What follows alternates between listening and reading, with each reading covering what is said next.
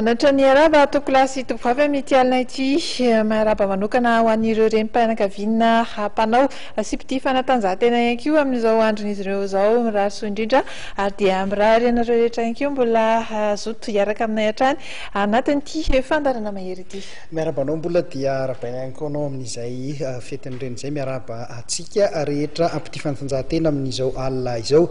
Baolina kitra, baolina lavalava, basketball, volleyball ireo no isan'ny horesantsika amin'ity hariva ity. Taranja baolina lavalava izay ibahanantsika fotoana lavalava satria dia nanasana vahiny dia any filohan'ny fédération malagasy ny taranja baolina lavalava. Ny makedo Madagasikara tokoa ary no horesantsika voalohany ny ekipa-pirenena izay manoma tena fantatra amin'izao fotoana izao mialohan'ny hatrehana ny fiadinany ho tompon-dakan'ny Afrika eto amintsika izany ka nisy ny lalao fanomanantena izay notanterahana tamin'ny herinandro iny. Androany tontolo andro tapany arivany marimarina tokoa teny amin'ny kianja Maki teny amin'ny Tapenaka dia niatrika lalao fitsapana intelo ny Maki tamin'ity androany ity izay nizara telo moa ny Maki de Madagasikara izay niona tamin'ny ekipa ny Savonnerie Tropicale ary ny 3FB ofitinina aminao ao anatin'ity fanadihadiana ity izay rehetra izay sy ny tenin'ireo mpilalao ihany koa.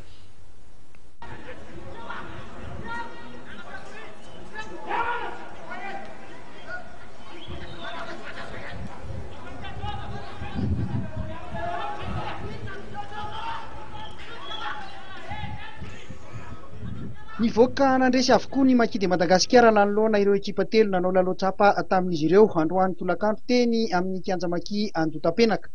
Nizara telo ny Maki de Madagasikara izay mbola nampifangaroana aloha fa tsy nijerena ireo mpilalao izay tokony hiaraka.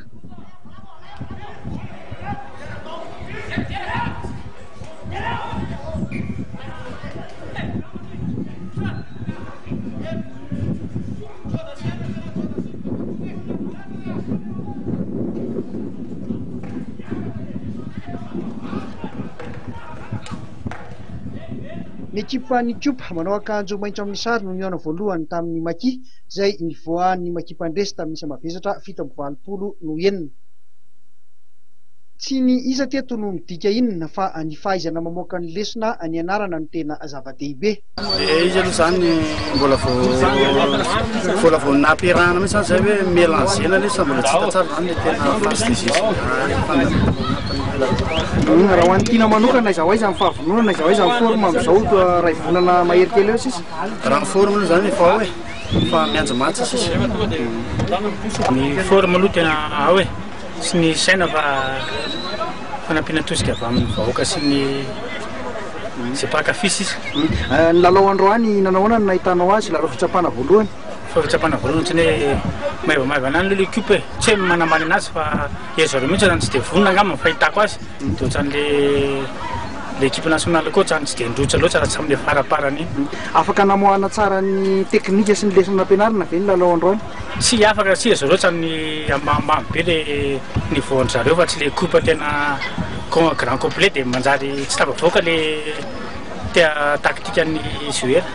Ali zany niezaka izay fa mbola misy tsy ampy kely zany amin'le taktika napetraka rametra satria zao nitaiky anay golden le remplacement na cadre zany le avant dia izay mbola somary mikorotana be zany teo fa mbola entany be amin'le première test.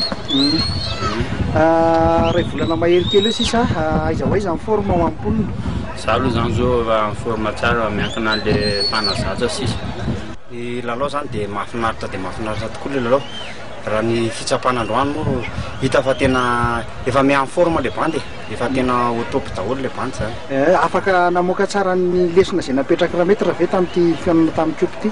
Tena afaka tena nety zany lesona nisy kelikely ihany zany tsy voavoaka fa ny ankapobeny aloha voavoakavoaka daholo. Aiza ho aiza raha ny forme ray volana kely eo sisa raha ho an'ny alay manokana? Raha ho anahy manokana moa dia tsy ao an-tanina intsony zany raha aminahy fa efa atsika io.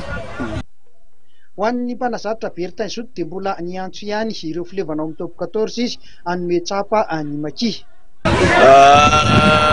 Lalao voalohany aloha inge tsy dia mbola tena hoe misy zavatra inona fa hoe le zavatra mpiarin-dralahy hoe mba sahany ve no mampiatra ny zavatra ny anarana rehetra ny ambony terrain ary tsy entin'le filinina fotsiny izy tsy mijery izy hoe adversaire malemy tiana mafy fa mba hoe le tena mba mampiatra n'le izy izay moa no ilaina ny sparinina matsa zany dia ngamba aloha efa mba azo lazaina hoe mba miezaka ry zalahy mampiatra n'izy eo amin'le sparine zay indrindra inona ny azonao ambara somary ohatrany hoe tsy dia tena mifanentana loatra na afaka manohatra loatra amin'ny makily miona aminy inona ny azonao ambara makasika an'izay efa hatramin'izay na amin'izay efa ataoko hoe tao anatin'ny 5 taona ny reo le ao anaty ekipa voalohany matetika tsy dia tia miona amin'le hoe horesy be dia be nefa ny fanampiana nge ny tadiavina fa tsy dia misy hoe resy be dia be ka nirarina amin'ny manaraka mba grand complet le ekipa top 14 tsy mampaninona ny na top 14 anankiray raha renforcena top 14 hafa